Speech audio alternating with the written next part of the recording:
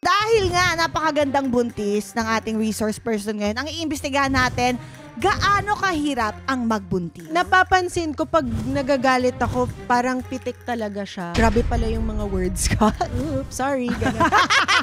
Oops, nasabi. Buntis. Tumiyak. Gusto ko ng upas. Gusto ko grace. Ng grace? Oo. Nang alas 3. Wala, nag-ikot ako. Kasi umiyak siya eh. Pagbalik ko ng bahay. Oh, yun yan, ha? Ay! Tsaka pag buntis, meron kang...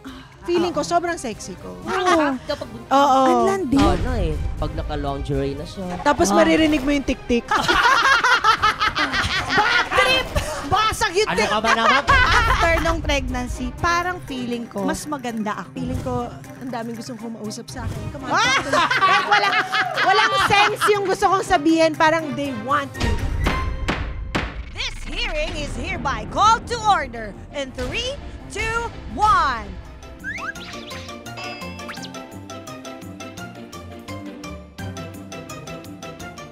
Good evening, Mommy Vicky. Good evening, Mommy Karen. And good evening din sa lahat ng mga mommies na nanonood tonight. And welcome sa show na tungkol sa ilaw ng tahanan, ang Balitang Ina.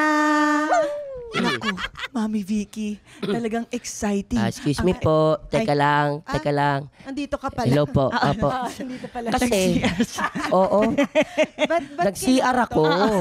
Parang iba na yung show eh. Nahiya na nga akong umenter eh. Hindi, Mr. Vice Chair, and pasensya ka naman, no? Na-miss lang naman namin ni Val yung Balitang Ina kasi ngayon makaka-relate na siya in real life kasi ganap na siyang ina!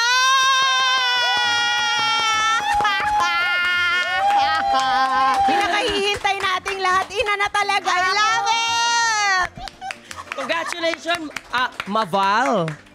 Maval. Congratulations. Kaya pwede ka na talaga tawagin Mommy Val. Yes! Ang ganda bagay. Di ba? Mommy Val. Pakilala na po natin ang ating resource person, Mommy Valine Montenegro! Opo, pero bagong lahat, kasi talagang I feel threatened. Joke lang po, Mami Val. Palit naman po tayo pwesto. Hindi, alalayan po muna. Kasi, medyo malikot eh. Oh, sabi pa naman ni Buboy, buti na lang buntis. Thank you. Magli-leave yan, may maternity leave. Kaya hindi pa sila mag-i-inquire, baka next year pa. Safe pa ako, safe hanggang December. May pagkakataon pa para mag-improve. Ay! Val! Yes! Mami ka na talaga. Aha. Ina ka na talaga. Ano yung naramdaman mo nung nalaman mo? I had a feeling kasi nga, syempre, delayed. Alam natin yung mga ganun. Tsaka parang medyo lumalaki. Pwede ba sabihin yun? Okay lang po. Lumalaki yung boobs ko. Oo. Sabi ko, Wow! this is something new. So parang medyo may alam ko na yung mga signs na yon. And gustong-gusto ko din talaga siya kasi na mag-baby ako after ko mag-marathon. Yung first marathon ko. Ikwento mo yan, maganda yan. 42K, ladies and gentlemen. Ay, grabe. 42K? Ilang oras yun? 4 hours and 30 minutes. 4 hours? 4 hours. Ko tinakbo yung 42K. Nung nagte-train pa lang ako, syempre before ka umabot sa 42K, magte-10K ka, 15K, 16, 20, 25. Nagte-32K ako, training. Sabi ko, bakit parang pagod na pagod ako? Yun pala, buntis na ako. And little did I know, kasama ko siyang tumakbo. Little did you know, the little one is there Little one, already. Yeah. Ang galing, di ba? Little din kasi siya yung nakarelate siya. Kaya ano pag ko, Paano yung nagba-bounce habang nagto-32? ano yun, gumagano yung anak ko. Paano ka sa... Yan! Hindi, magkaiba yung mami ko naman, hindi naman siya athlete naman siya. Mas more on drinking talaga siya. Golf naman siya eh. Golf. Athlete.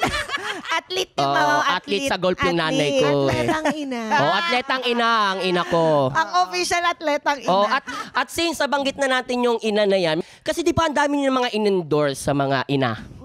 Di ba? Meron dito yung cookie ng ina. Masarap ba talaga si cooking ina? Of course. Hindi, ang nagugulat ako, Mami Vicky, hindi niya natikman. Hindi. Talaga ba? Kasi grabing mass production natin yun. Meron I'm tayong... sure umorder ka. Umorder ako, pero pagdating ng parcel sa akin, ang paglabas bato eh. Hoy? Na-scam ako. Hindi, Ano yun? Rocking ina yun. Rocking ina ang nabili ko. Pero, bukod sa cookie ng ina, ano-ano pang mga binibenta? Ay, sa merchandise nako. ninyo? Madami Ito ang ang pinakabago ngayon, ang usong-uso kasi 'di ba nag-pandemic. Ah. So maraming nagta-travel kaya gumawa kami ng maletang ina. Uy! So ang maletang ina, nagva-vary yan. Expandable siya. Wow! So isang size lang siya pero expandable. Oo. Nagva-vary yan sa needs ng bawat consumer. So kung gusto mo yung masikip lang, compact lang, yung Wow. maletang ina mo, Oo. kuha ka ng expandable na Tama lang maletang yun. ina. Oo. Okay? Pero pwede din siyang maluwag. For some reason, merong mga tao gusto maluwag. Masaya Oo, pa din sa Yeah. maluwag. oo, actually. Masaya sila sa ganun. Kasi pag maluwag, hindi ka na mahirapan magpasok ng mga iba-ibang gamit. Marami ka Kahit mapapasok. malaki or Tama. maliit. Pasok na pasok, snug na snug pa. Tama, oo nga. Di ba? Ganon. Ano-ano pa po? Meron pa po ba? Tuwan-tuwa si Mama Jer sa laki ng butas ng maleta. Ano pa ba, Mami Meron Vicky? tayong booking ina. Oh, yes. Uy! Yung bagong app para sa mga mommies na mahilig mag-add to cart. Favorite Naku, marami ko yan. Diba? Madaming guilty dyan. At Oo. meron pang exclusive deals ito na tinatawag nating Pautang ina. Wow, I'm so threatened.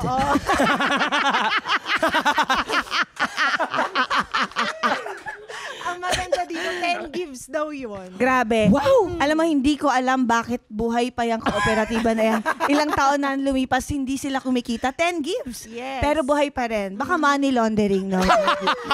Money laundering. Mommy.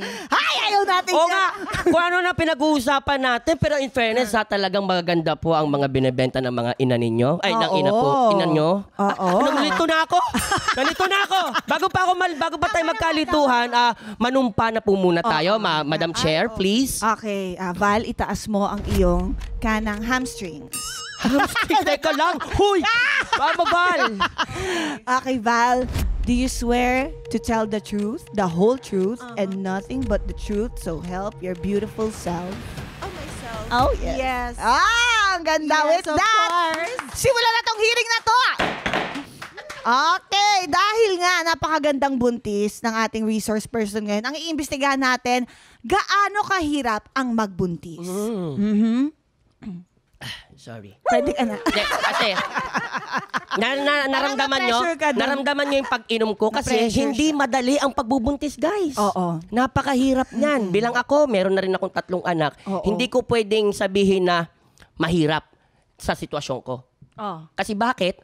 Kung mahirap sa sitwasyon ko, ano ang sitwasyon ng misis ko? Oh, yes. So, Kaya yung pag-inom ko ng tubig, ganda nun, mahirap siya. Oo. Ano Ganon. na siya, game face. Oh, game face siya. Ikaw ba, Madam Cha? Ay, nako, struggle is real talaga. Okay, simulan natin sa paglilihi. Ayan. Yan, kasi malala ang cravings, di ba, kapag buntis. Val, ano ba yung mga cravings mo ngayon? May weird cravings ka ba? Alam mo, nung start, matakaw lang talaga ako. Hindi, grabe talaga. Oo, alam na. Matakaw Oo. lang talaga, pero Oo. nothing out of the ordinary. Ngayon gusto ko matcha kasi feeling ko yata, parang since mahilig ako sa kape, tas bawal masyadong kape, parang matcha na lang. Parang may something pa rin. Tapos, meron din pala, favorite ko yung bistek Tagalog. Oo. Okay. Ayaw ng baby. Ah. Nagsusuka ako. Pag bistek yung Pag kinakain bistek mo. Tagalog. Tsaka specific. Oo. Yun yung luto. So, pag Parang alam bistek niya. English, okay lang. Okay lang siguro sa kanya. Hindi ko pa na-try. Oh my God. Ano idea? Gonna try it later. Pero, halimbawa, di ba sabi mo yung matcha, gustong-gusto mo ngayon. Oo. Meron bang time na gusto ko ng matcha, tas wala, hindi available? Ayan. Yan ang chill lang din ako. Hindi. Ah. Parang ayoko nang pahirapan yung asawa ko. Kung wala, then wala. Talaga? Parang ganun. Parang iba yung pinagdaanan. Hindi ko. kasi. Ang hirap na hirap ka. Hindi, totoo lang experience lang po, Madam Cha. Kasi one time, di ba sabi, wag mong sasamain ang loob ng buntis daw eh. Oh. So, as much as possible, sige, pipilit ko to. Tumawa masyado. Tumingin Sorry. ka sa tiyan Hindi ko ko. talaga sinasadya. Sorry. Basta't ang gusto ko talagang gawin, yung makatulong man lang para man lang mapagaan yung pakaramdam niya, para may silbi sa madaling salita, may silbi man lang ako sa kanya. Hala, alas 3. Anong hinanap? Umiiyak. Yung shih tzu ko. Siya pala. Ba't umiiyak? Ba't umiiyak? Gusto ko ng ubas. Gusto ko grapes. Ng grapes. Nang alas 3? Saan ako makakabili niyan? Hala, nag-ikot ako. Kasi umiyak siya eh. Pupungas-pungas ako, dodrive ako. Sorry, medyo ano to eh. Talagang ganda ng kwento ko eh. Wala akong nahanap, te. Ano mong ginawa ko doon sa mga, sa may... Binili kong grapes. Hiniwa ko, tapos pinagtatanggal ko yung buto isa-isa. Kasi gusto niya seedless. Gusto niya seedless.